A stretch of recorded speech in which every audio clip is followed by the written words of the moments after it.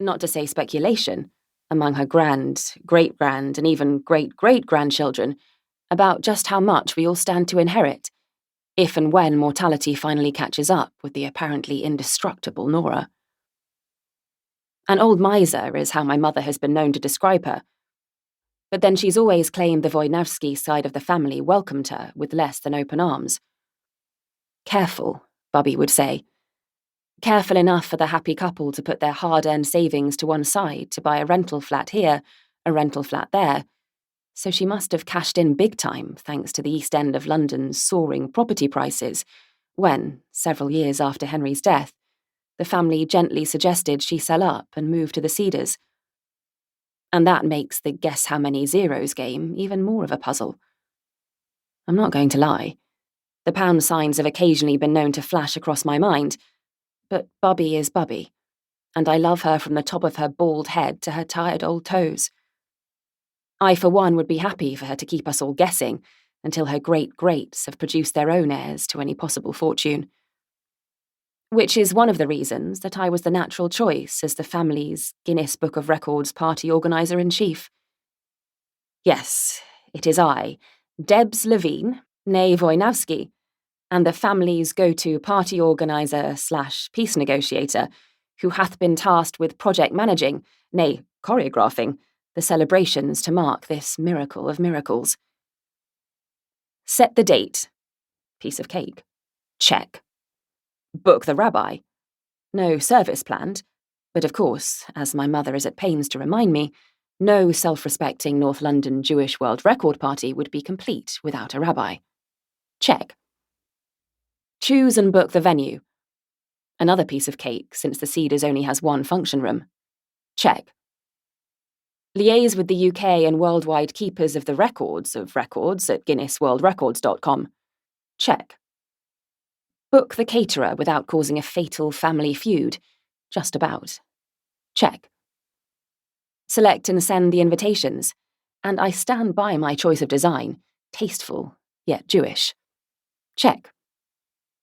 Contact Elton John's manager re-reprise, but with different song, but Elton unavailable. Check. Direct rehearsals of choral performance by great-great-grandchildren to replace Elton. Ongoing. You get the picture. There will be the 21 direct descendants. These include Grandpa David, wheeled down from his studio on the 5th floor of the Cedars. Bubby is on the 3rd floor, closer to the medical facilities. And a big contingency from Canada. My aunts Judith and Sarah having headed to the far north with their families, leaving pretty much all elderly relative considerations to Daddy, me, and, if there are martyrdom points to be scored, Mummy. Likewise, my brother Adam, who, as befits a good Jewish son, will be bidding a brief farewell to his New York law firm for the occasion. Then there will be at least a minyan from each of Bubby's synagogues in East London and Middlesex, none of her own friends, all dead, and instead, apparently, the family of her favourite carer, Arifa.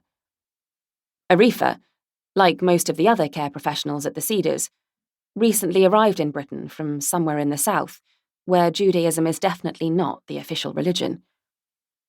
Unlike some of my immediate family members, Mummy and Adam, I do try to keep the centuries-old animosity between our peoples out of the equation, but I did almost say when hell freezes over to that one. I mean, Arifa may be Bubby's latest hero, but she's paid to have gentle hands and be patient, isn't she? She doesn't spend hours shopping around to bring her favourite herring and gladioli, listening to her ramble on about the old days in the East End, or complaining that her son never comes to visit. I do. And I do it out of love and family loyalty, and, with the relatives on the other side of the Atlantic, and my parents mostly at loggerheads, if and when they communicate at all, I seem to have become the family glue.